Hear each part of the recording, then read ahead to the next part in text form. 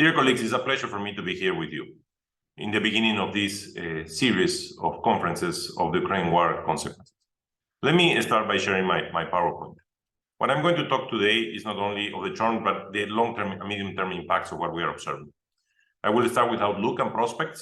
Then I move to the capacity of delivery of nutritious food to the world, focusing on Africa, outlook of the input prices and fertilizers, countries of major concern, and how we need to look at the agri-food systems. Let me start with the outlook. First, it is important to put things in context. The agri-food systems are now working under risk and uncertainties. And we have divided this in three blocks: the food and agricultural sector, the macroeconomic sector, and the humanitarian sector, all under a population growth and urbanization and climate change and water stress. Those three dimensions are the ones bringing more risks and uncertainties, together, of course, with potential conflicts and wars. But on the humanitarian sector, what we need to look is at migration and how we can react quickly with food through different mechanisms to assure that we don't have a long-term impact of what is happening. On the macroeconomic sector, we need to look at the interlinkages between energy, input markets, now also biofuels, but also looking at the stress, financial stress of countries through debt and exchange rate devaluations. And of course, nuclear contamination, which could have a serious effect over land in the future. But on the food and agricultural sector, the inputs, both fertilizers, seeds, pesticides, and so on, are playing a crucial role because of the interlinkages that we are observing, but also trade. Today, if we don't have trade, we won't be able to afford and have availability of the food that is needed in the world, especially for the most vulnerable countries. And the logistic part, which became extremely important as a consequence of COVID-19, and we saw how relevant it was. This will affect production, prices, and of course, the diseases, which will be varied with climate and will be there. But first, to understand the impacts of the war, it's important to understand the market structure. Why we were so vulnerable to the war in Ukraine? Because Ukraine and Russian Federation represented 30% of the cereals exports in the world. Our world, in terms of cereals exports, is highly concentrated. Few countries, 5 or 6, manage most of the key exports in the world of cereals, especially wheat, maize, and soybeans, and also rice. If anything happens to these countries, automatically will be reflected in prices. And that's what we observe in the case of Ukraine and war. And here you can see how highly concentrated it is in different commodities, especially in wheat, in barley, in sunflower, maize, sunflower oil, and also in other commodities. But those were the major ones. And this is not something that happened overnight. If we compare 1990 to 2019, we see that the US and EU remain more or less the same. But on the other hand, if we combine together Russian Federation and Ukraine, there was a significant increase in 66 million metric tons of export just in wheat. So they became one of the key exporters of this commodity. While regions like Africa and South Asia and Asia start to decline their share of the exports of these commodities. Similarly is in maize, similarly is in rice, even where markets are thin. Now, what are the short-term outlooks? First, this slide shows the world leading exporting countries for wheat and meat. Our assessment shows that the war in Ukraine has opened opportunities for Canada to increase their exports. Canada is recovering substantially.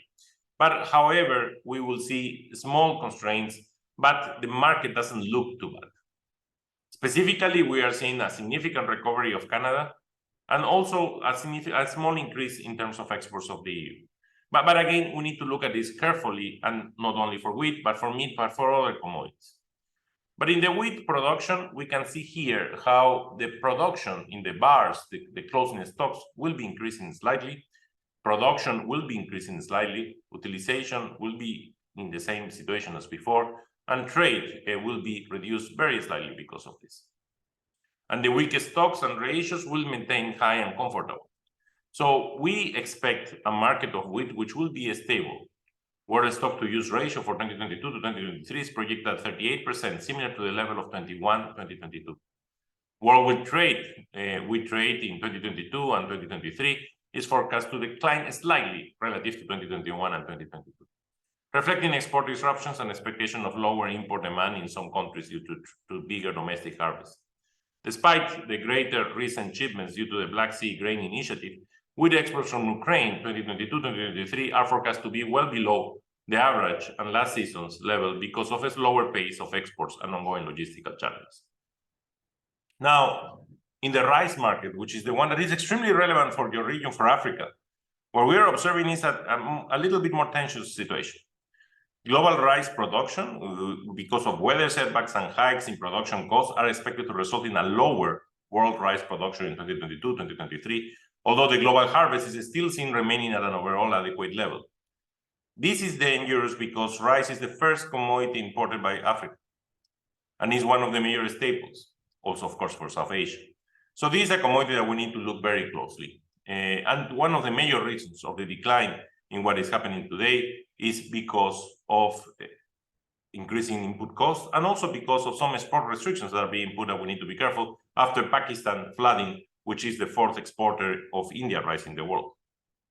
Now, all these, and of course, we can look at the other commodities in detail, will be reflected in the food price index.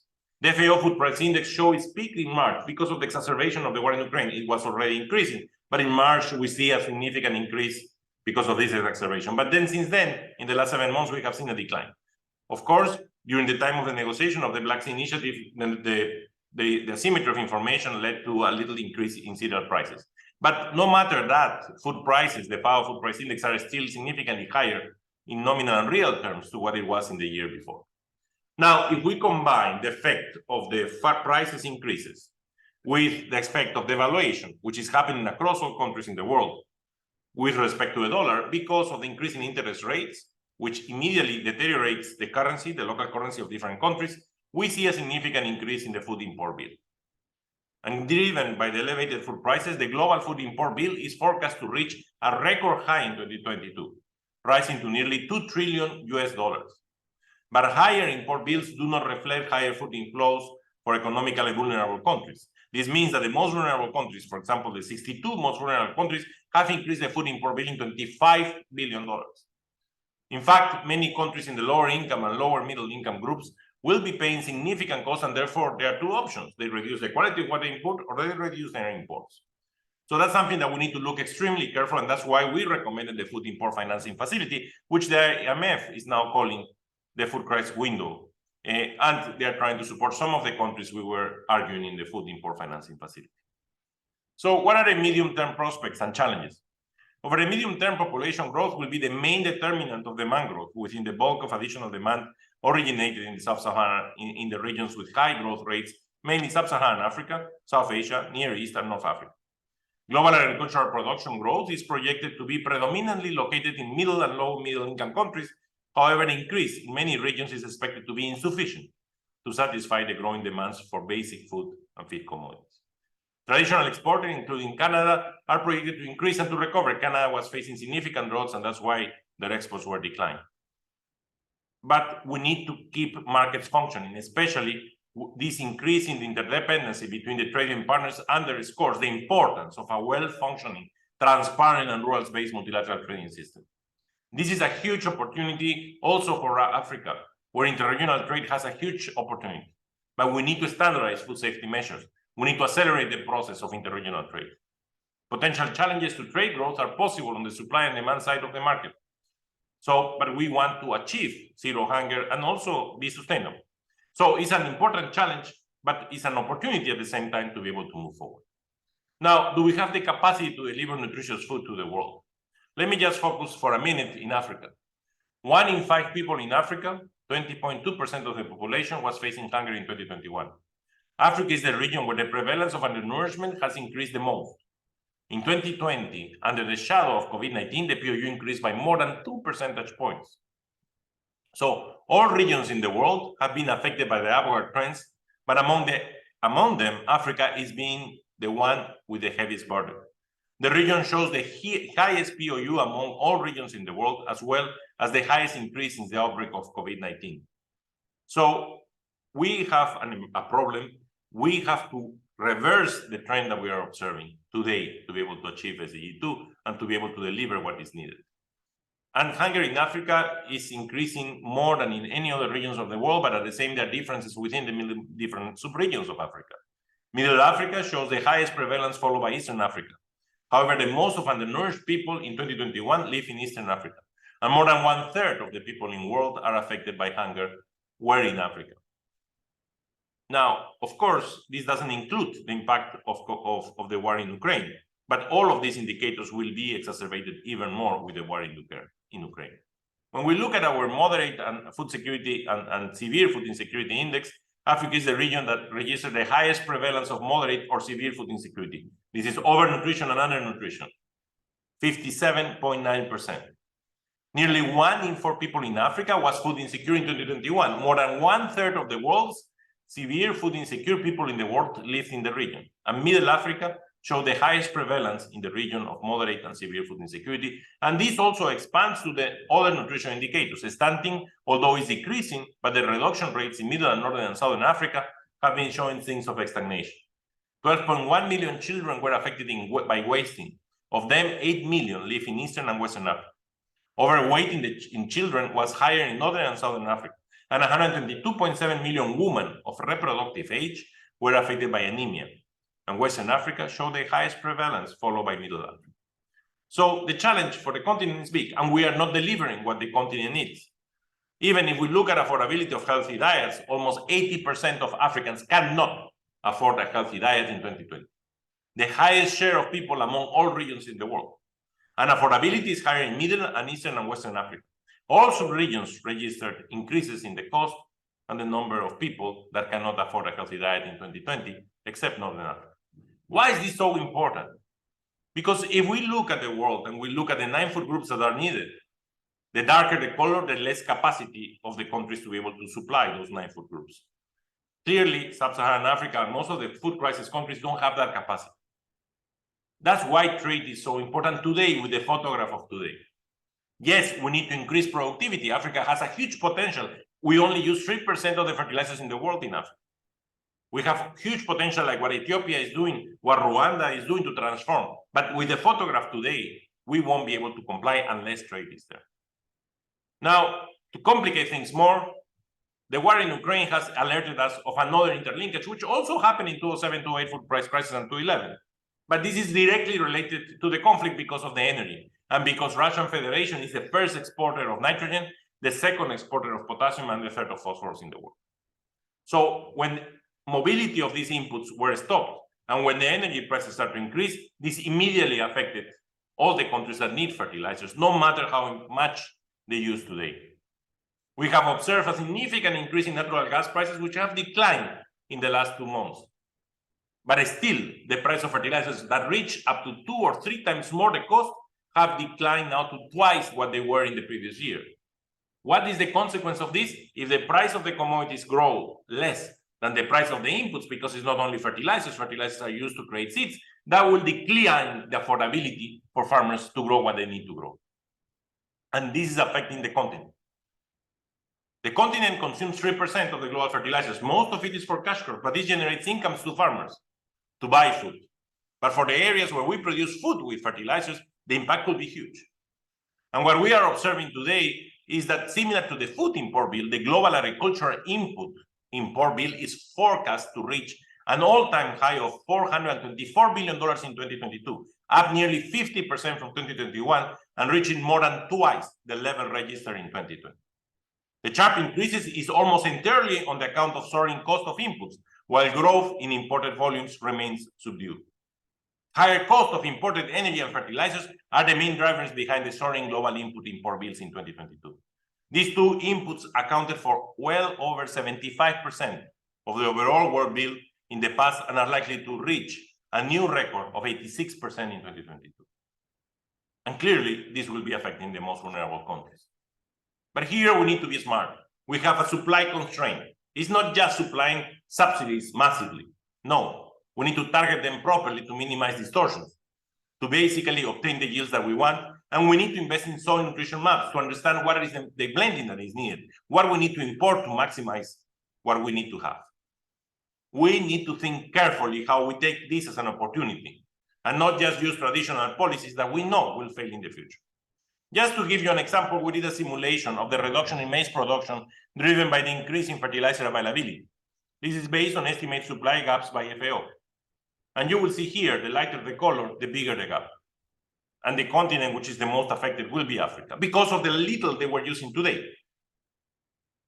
A big impact over small numbers is huge. So we need to look at it very carefully and we need to find solutions. But every country has its own response rate. We cannot assume the same response rate. So please, we need to focus on good data, on evidence-based analysis to be able to see where it impacts and where we need to target, and on soil nutrition maps.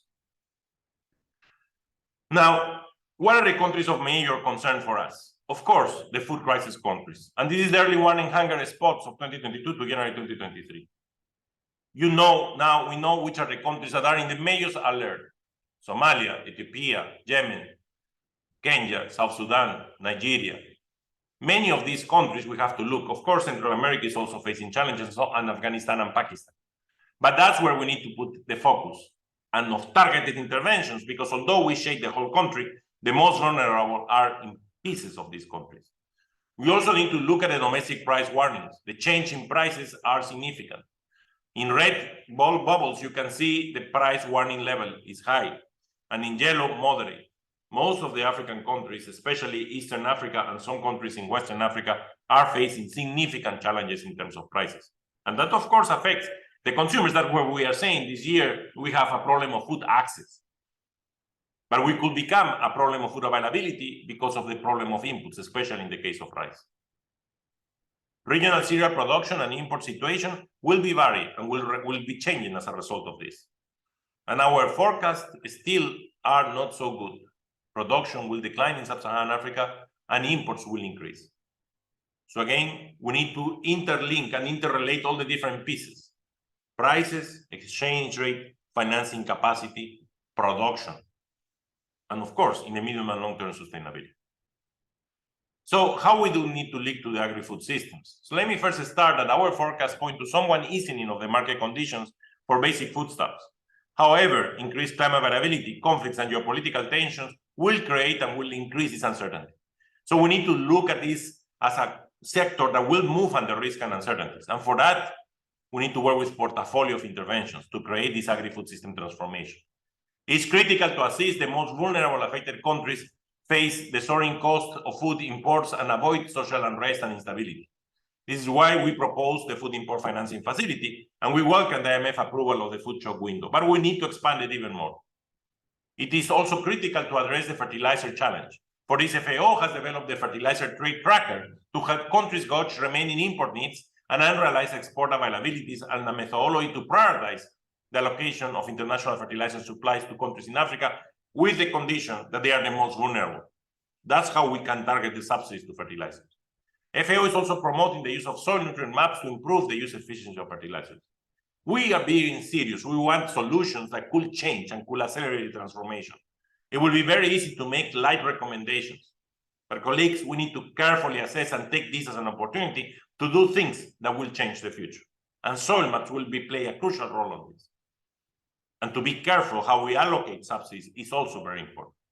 FAO will continue its market intelligence and early warning activities, providing timely and objective data and information on market development and tools to enhance the transparency. I wish you a great day, and I really hope this series that you are developing will continue and are successful. Thank you so much.